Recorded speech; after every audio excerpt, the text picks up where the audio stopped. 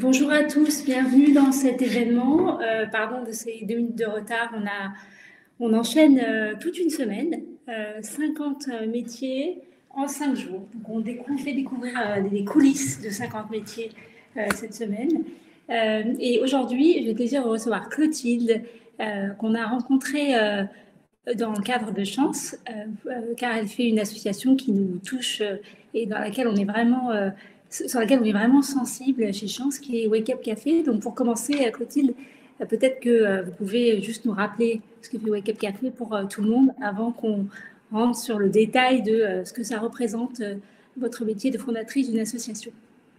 Bien sûr, donc Wake Up Café, c'est une association qui accompagne des personnes qui ont fait un ou plusieurs passages en prison et qui disent « je veux plus jamais retourner en prison ». Dehors, c'est très compliqué. Du coup, j'ai besoin d'aide pour y arriver. Donc, Wake Up Café fait cet accompagnement dedans-dehors de détenus et d'ex-détenus. Et par exemple, le genre d'action que vous menez pour que tout le monde comprenne bien? Alors, pour bien comprendre, c'est que sortir de prison, c'est très compliqué.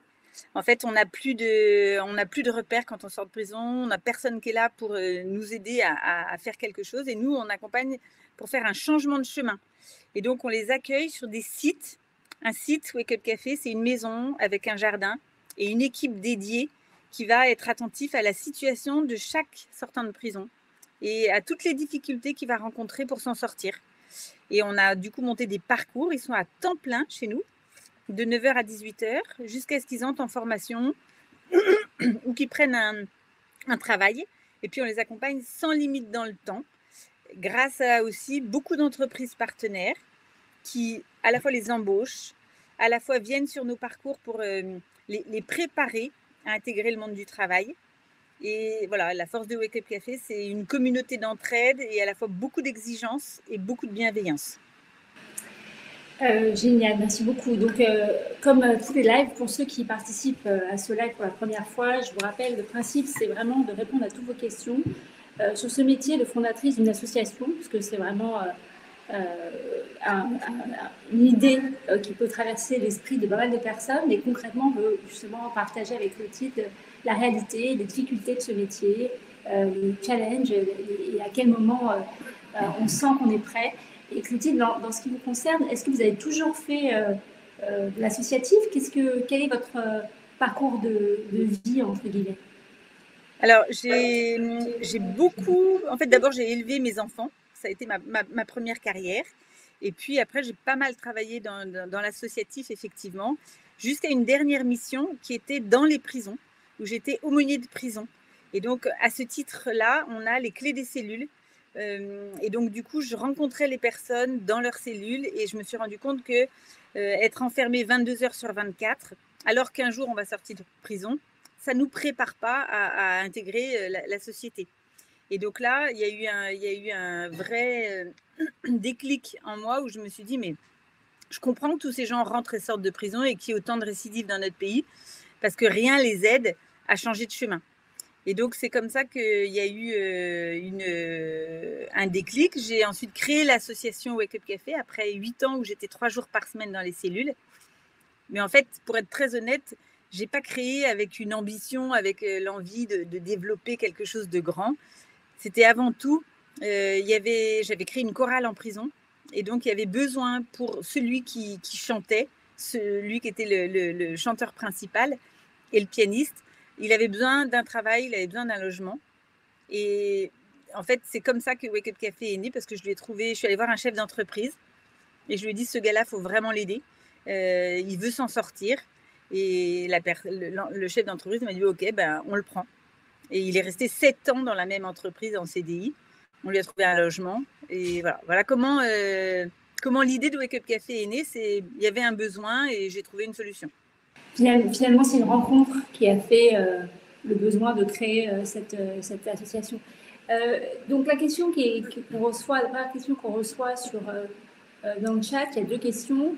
Une question qu'on trouve dans quasiment, je pense, toutes les conversations qu'on a cette semaine sur les métiers, la question de la rémunération. Donc, chez Chance, on regarde l'alignement avec un sens pour chacun à la lumière de 4 piliers, hein, les métiers, l'environnement, les impératifs et la finalité. Et donc, cette question d'impératif, ça comprend la question de la rémunération et qu'est-ce qui est non négociable en termes de rémunération ou de contraintes, qui peuvent être des contraintes horaires également.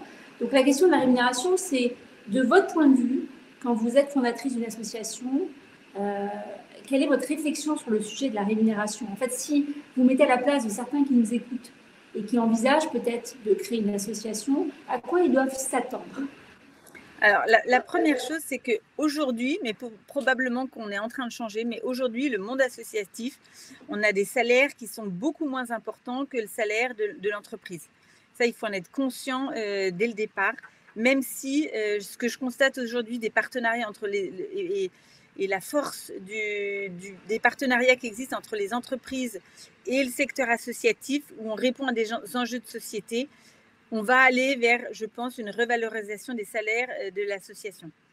Maintenant, quand on est fondateur d'une association, la plupart deviennent plutôt présidents de l'association. Donc, en fait, une association, c'est assez facile à créer.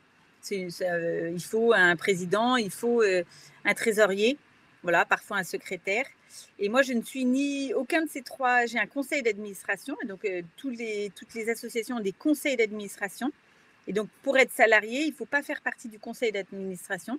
Donc, moi, je suis directrice générale de Wake Up Café. Donc, ça, c'est une des premières réponses que je vois dans les questions. Voilà, c'est ce que je pourrais dire sur la question de la rémunération. Aujourd'hui, il y a des grilles salariales entre associations de la même taille. Voilà, nous, on a commencé tout petit. Aujourd'hui, on est une association qui prend une vraie place dans le milieu de la justice. Et donc, on réajuste aussi petit à petit notre grille salariale en fonction des moyens qu'on a, puisqu'on ne vit que de dons d'entreprises, de dons de fondations familiales et de subventions publiques lorsque notre action est reconnue avec un impact. Voilà ce que je peux peut-être raconter. Génial, hyper précieux. Du coup, vous avez obtenu les subventions au Wake Up Café. À la question sur les subventions, vous avez obtenu les subventions. Vous m'entendez ? J'ai pas entendu la question, pardon. Là, il y a une question sur les subventions. Est-ce que vous avez obtenu des subventions pour Wake Up Café? Oui, voilà, c'est ce que je disais. Il y a à la fois des subventions privées, des fondations d'entreprises, des fondations familiales et des donateurs, et à la fois des subventions publiques. Et nous, on travaille beaucoup sur des programmes dans les prisons. Et donc, grâce à ça, on est financé par le ministère du Travail, par Bercy, sur certains programmes dans les prisons. D'accord, donc vous avez eu des subventions. Et est-ce que ça a été suite à des appels à projets? C'est la question suivante de Stéphanie. Oui, on répond à des appels à projets, à la fois des appels à projets des entreprises et à la fois des appels à projets publics, qui sont aussi des appels à projets qui peuvent être de la région, du département et de toutes les collectivités territoriales. Du moment qu'il y a un impact, du moment que ça a été démontré. Après, c'est très suivi. C'est très suivi, très structuré. Et pour tout ce qui est lié au ministère, voilà, on a des rendus quasiment nom par nom et suivis de bénéficiaire par bénéficiaire pour vérifier que l'argent public est bien utilisé à ce pourquoi il a été donné. Alors, pour revenir sur ce que vous avez expliqué tout à l'heure, vous expliquez pour faire une association, il faut avoir un président, un trésorier et un secrétaire général, c'est ça? Oui, je crois que juste le président et le trésorier suffisent. Donc, le minimum. D'accord. Donc, Daria nous dit quelle est la démarche. Concrètement, par quoi on commence pour faire une association? Déjà, il faut créer un objet de l'association. D'accord. Et puis après, on s'inscrit au registre des associations, on est validé et voilà. Okay. C'est assez simple. Et en l'occurrence, vous avez choisi de faire une association et pas une entreprise. Et ceci nous pose la question, pourquoi une association et pas une entreprise? Pourquoi une association et pas une entreprise? Une entreprise, il faut des investisseurs. Moi il n'y avait pas d'intérêt de capitaux dans le projet qu'on lançait. C'était vraiment se mettre au service. Donc, on était vraiment dans une démarche du bien commun, de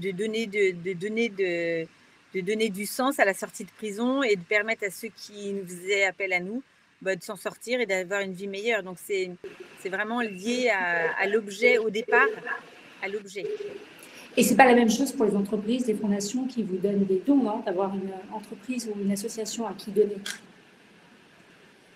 Pardon, j'ai pas compris la question. Pour les entreprises qui vous font des dons ou les fondations Oui. qui vous font des dons, c'est pas la même situation pour eux de donner à une association par rapport à donner à une entreprise. Exactement. Oui, pardon, exactement, effectivement. Les entreprises, en fait, elles vont pas donner à d'autres entreprises. En fait, seules des associations qui sont d'intérêt général sont habilitées à recevoir des dons et à donner des reçus fiscaux lorsqu'ils sont agréés par l'État et qu'ils ont ils sont un véritable intérêt général pour la société. Et justement, est-ce que vous avez vous êtes reconnu d'utilité publique? Comment on fait pour être reconnu d'utilité publique? Comment vous avez fait pour on n'est pas reconnu d'utilité publique encore. Voilà, c'est une démarche qu'il faut qu'on fasse. Aujourd'hui, on est d'intérêt général. Quel est l'intérêt quelle différence ça vous apporterait? En fait, d'être reconnu d'utilité publique, ça permet de recevoir des legs, ça donne davantage d'opportunités pour recevoir des fonds. Et c'est aussi une accréditation très forte de l'État. Il faut avoir un certain nombre d'années d'existence, un certain nombre d'adhérents. Bon, il y a tout un tas de critères et donc voilà, nous on a des cabinets d'avocats qui sont en train de regarder pour l'obtention de ce statut. Jusque-là, Wake Up Café a 8 ans et jusque-là, voilà, nos conseillers nous disaient que ce n'était pas indispensable de faire cette démarche-là. D'accord. Alors, une question aussi sur la question des salariés versus bénévoles. Donc là, si on prend l'exemple de Wake Up Café, vous êtes à quel stade de taille de boîte en termes de salariés et de bénévoles? Aujourd'hui, sur l'ensemble des projets Wake Up Café, on a 100 salariés. Avec en plus l'été, puisqu'on a ouvert un projet d'embauche où on embauche les sortants de prison au Quai Liberté sur le bateau Thalassa et la guinguette du Quai Liberté. Là, on a des saisonniers aussi, et donc parmi les wakers qu'on embauche qui viennent là pour retrouver le goût du travail. Et donc là, on a aussi des salariés pendant 6 mois, ça peut passer à 200. Mais sinon, la structure normale de l'association, donc c'est une centaine de salariés sur 8 sites, dont un site commercial. Et on a à peu près 250 bénévoles à date qui agissent sur les différents sites où on est présent, Lyon, Marseille, Valence, Montpellier, Nantes et bientôt Lille. Ah bah génial. Et on peut venir vous voir. Donc en fait, si on veut soutenir, on peut venir au contraire. Venez vous voir Quai Liberté, c'est ça? Quai Liberté à Paris, dans le 15e. Quai Liberté, vous pouvez venir nous voir, boire un verre, déjeuner, dîner à bord du Thalassa, et ça nous aide. Chaque fois que quelqu'un vient, ça nous permet d'embaucher des nouveaux wakers. Et puis, vous pouvez aussi venir découvrir ce que c'est que la vie sur un site Wake Up Café, avec des wakers qui sortent tout juste de prison, qui sont en parcours vers le monde du travail. D'accord. Moi, je vous invite tous à le faire, c'est un très bel endroit et vous faites une action utile que d'aller déjeuner ou prendre un verre là-bas. Donc, il y a beaucoup d'informations effectivement sur la page Facebook. Merci Charlotte de préciser sur Wake Up Café. Donc, sur les sujets concrets de votre métier, comment vous avez réussi à structurer le début? Comment vous êtes accompagné ou pas au tout début? Alors, vous avez expliqué qu'au début, c'était une rencontre qui vous a finalement acheminé vers Wake Up Café aujourd'hui, mais comment vous avez pu structurer votre projet et vous lancer? En fait, ce qui a été déterminant, c'est toujours les rencontres. C'est qu'au tout début, alors que j'étais quasiment seule avec un stagiaire, il y a un chef d'entreprise qui s'est dit, vous répondez à un vrai enjeu de société, hop, je donne 30 000 euros. Et moi, je me disais, mais qu'est-ce que je vais faire de ça? Je ne voyais même pas l'utilité. Et puis voilà, et petit à petit, il y a eu de plus en plus de personnes qui ont fait appel à nous. Et je me suis dit, en fait, ce chef d'entreprise qui nous faisait confiance, ça m'a aussi mis sur l'enjeu qu'il y avait à honorer cette confiance et à faire en sorte que ce soit quelque chose de très vrai, très concret, très efficace pour être digne de cette confiance qui était faite. Donc, les chefs d'entreprise, au début, ont vraiment joué un un enjeu fort, enfin un rôle fort.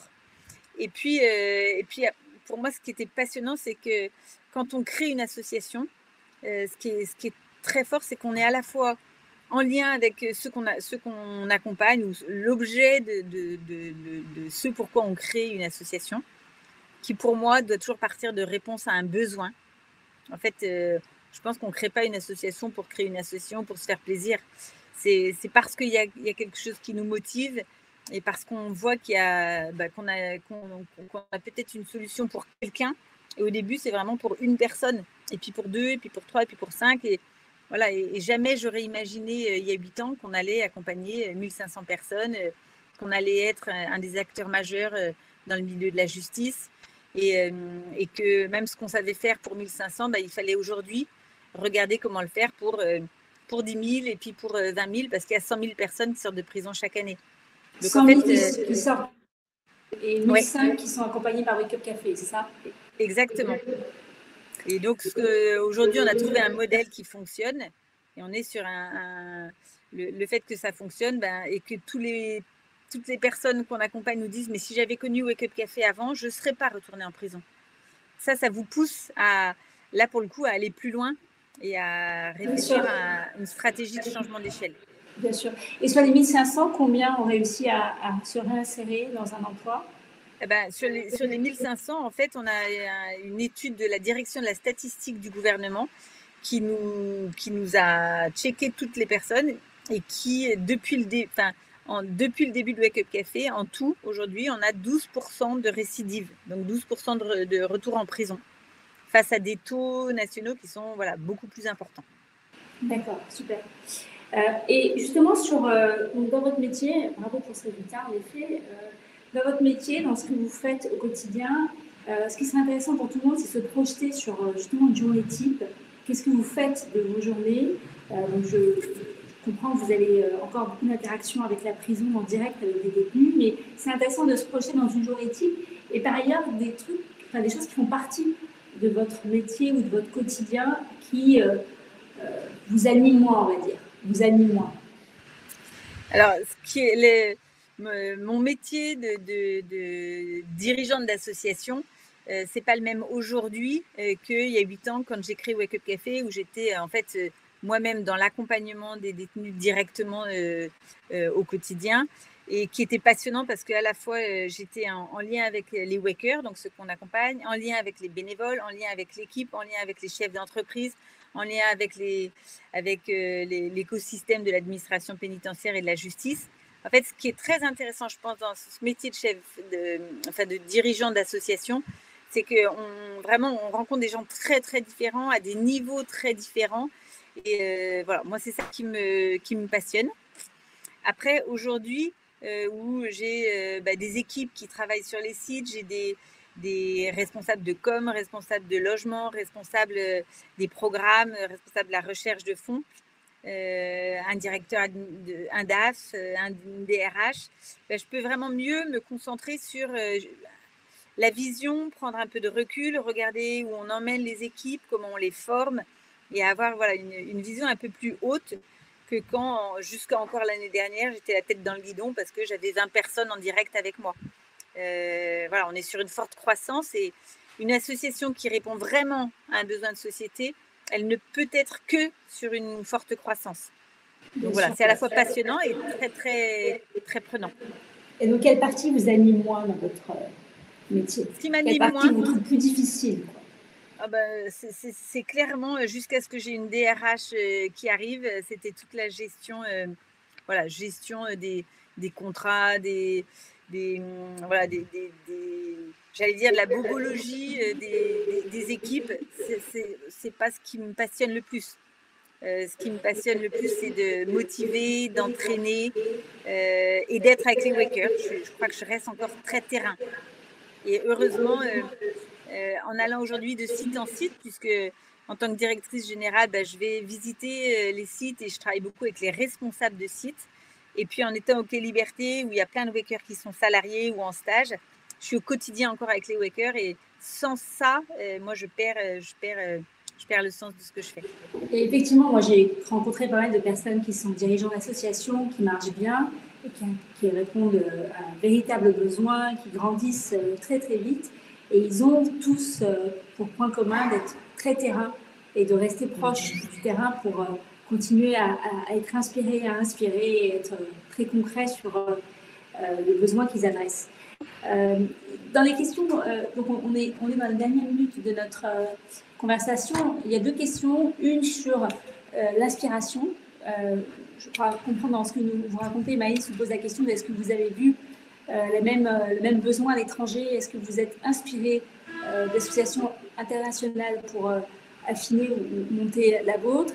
Et une deuxième question de Flavie sur ce qui vous manque pour passer à l'échelle. Alors, très clairement, c'est très intéressant d'aller regarder ce qui se passe dans d'autres pays et de regarder aussi ce que font les autres associations, même de réinsertion en France, et de regarder la complémentarité. Donc ça très intéressant. Et effectivement, dès le début, on est allé en Angleterre voir la présidente Peterborough pour regarder comment ils avaient fait. En plus, c'est là qu'est né les contrats à impact social. Et donc nous, au tout début de Wake Up Café, on était allé voir là. Et aujourd'hui, on est en train de signer un contrat impact avec Bercy. Donc on est dans cette logique d'aller regarder. Là, je viens à l'instant de voir des entrepreneurs suisses qui nous ont fait rencontrer les centres pénitentiaires suisses et les démarches de réinsertion qui existent dans ce pays. Donc oui, très intéressant d'aller regarder ailleurs. Ensuite, la question de qu'est-ce qui peut nous aider à faire ce passage à l'échelle et d'accompagner davantage de monde comme pour répondre à ce besoin qui est fort. C'est évidemment des piliers. Donc, on a à la fois des très grosses entreprises, on a AXA, on a des grosses entreprises qui nous disent, nous, on est prêt à vous aider à financer ce changement d'échelle, mais il faut aussi que l'État soit aussi plus partie prenante dans le financement de ce que vous faites. Donc, ils sont en train de faire un plaidoyer auprès du ministère de la Justice. Et de fait, nous, maintenant, on a créé un comité de direction, donc on réfléchit à cette stratégie de développement à 3-5 ans et on essaye on se fait conseiller aussi par un cabinet de conseil en stratégie pour nous aider à bien regarder quelle croissance on veut. Et voilà, les financements sont aussi, les entreprises partenaires, on les a, le modèle, on l'a. Les équipes, c'est la formation qui est le plus important, bien former les équipes à la méthode, à l'approche Wake Up Café. Voilà, le financement de ce changement d'échelle est moi une de mes préoccupations et mon sujet actuel majeur. Très bien. Et d'ailleurs, Chance, on est très sensible à tel point qu'il y a des wakers qui font Chance. Et on adore Chance en ce moment. Et donc, pour moi, il y en a besoin pour chaque waker. Voilà, et en fait, donc, Chance permet de faire une orientation adaptée à des personnes qui sortent de prison et qui savent pas, qui n'ont pas confiance en eux et qui savent pas par où commencer pour construire un projet professionnel. Donc, au même titre que tout le monde peut faire Chance, on est très content d'avoir des wakers qui font le parcours Chance aussi. Est-ce qu'il y a une dernière question? Alors, il y a une question, quels sont les organismes les plus efficaces en matière d'aide à la création d'associations?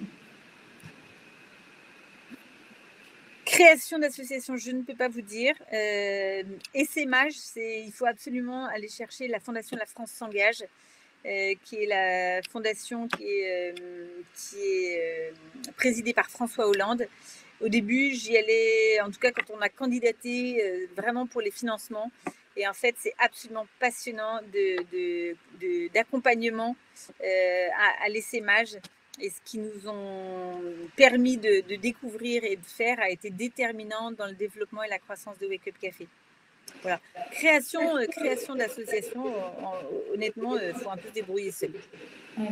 Et est-ce qu'il y a un créateur d'association ou quelqu'un qui est un directeur d'association qui vous inspire, pas forcément français ou international? Est-ce que c'est François Hollande avec sa fondation? Est-ce que c'est une fondation, en l'occurrence, c'est pas une association, mais parmi les associations, qui vous regardez il y en a plein. Enfin, moi, j'aime beaucoup Entourage. Oui. Le réseau Entourage, ils sont super. Lucie, qui est la directrice, est géniale. En fait, il y a plein d'associations avec lesquelles on partage les mêmes valeurs qui donnent envie à ceux qu'ils accompagnent, voilà, d'agir de manière positive dans la société et de donner, de découvrir vraiment qui ils sont et du coup d'être pleinement eux. Voilà, ça c'est. Il y en a plein. Il y a Each One que j'aime beaucoup. Enfin, il y en a plein. Je vais mettre dans le chat Each One et Entourage. Et Entourage pour ceux qui veulent aller regarder. Merci infiniment Clotilde, merci à tout le monde. Merci aussi à toute l'équipe de Chance. Avec grand plaisir. Et merci aux bravos que je vois sur le chat, c'est hyper sympa, ça encourage. Voilà, et tout le monde est en train de réagir sur le chat pour vous féliciter. C'est super gentil. Merci à tous. On est tous avec vous Clotilde et on va tous aller on en a régulièrement au Quai Liberté. C'est génial, continuez, merci. Merci Clotilde, à bientôt. Au revoir.